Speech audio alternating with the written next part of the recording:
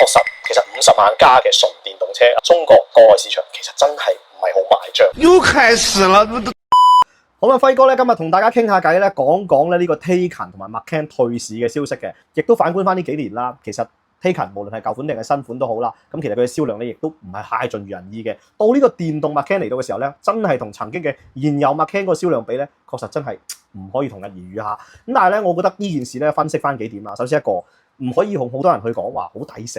其實我覺得 Taycan 其實真係一副即係好劃時代嘅外觀同埋一個幾好嘅產品嚟嘅。咁但係咧，面對住我哋呢個電動車大國啊，確實保時捷都要趴低嘅。因為無論從續航啦、智能性啦或者智能駕駛方面啦，咁 Taycan 確實咧亦都係未及好多嘅我哋嘅產品啦。不過不能夠不忽視佢嘅外觀設計同埋操控感覺，確實喺嗰陣時係相當之領先嘅。咁再講講呢個電動 Macan 啦，其實我係咁睇嘅。佢真正嘅失敗咧，當然啱先我講嘅嗰3樣啦，智能化啦、續航啦等等啦都有原因。但係我覺得電動 Macan 有啲唔同，因為電動 Macan 嘅外觀咧視點實在太高，同原來嘅汽油 Macan 咧其實真係兩部車嚟嘅，我覺得。所以你話 Macan 其實退出中國咧，尤其是電動 Macan EV 咧，我覺得真係好啱嘅一件事嚟嘅。因為佢嘅價錢實在係太高。但係對於保時捷嚟講咧，其實係一個兩難嘅選題嚟嘅。因為如果電動 Macan 做低咗、平咗嘅話咧，係會拉低成個保時捷嘅調性。所以其實曾經我都同保時捷嘅相關人員傾過啦，我就話其實電動嘅 Macan 真係千萬唔好保量，你寧願保價，因為可能全世界嘅範圍裏邊咧，其實電動 Macan 都可以賣下嘅。咁但係唯獨中國市場，確實其實50萬加嘅純電動車啊，我自己啊買過 Electra 啦，中國國內市場其實真係唔係好賣帳呢件事嘅。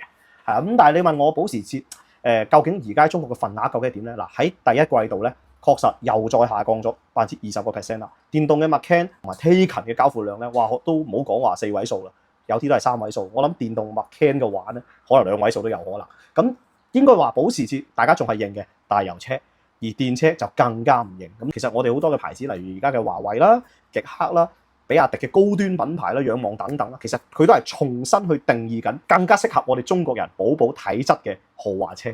好似我試過嘅享駕 S9T 都係，即係佢定義咗新嘅蛙緊、新嘅旅行車更加適合我哋嘅，究竟係一種中式嘅豪華旅行車係點樣去定義？但係保時捷呢個牌子咧，其實我係仲係好中意佢嘅，我會俾佢幾點建議嘅。其實從入門級嘅車嚟講咧，其實 Macan 繼續買翻油，我覺得冇問題嘅。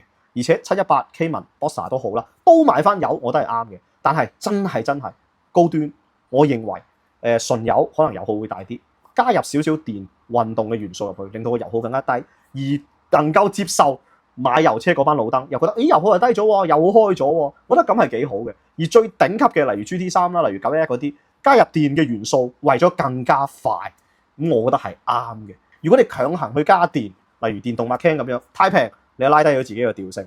但係油始終都係大家買呢啲車想要嘅根本。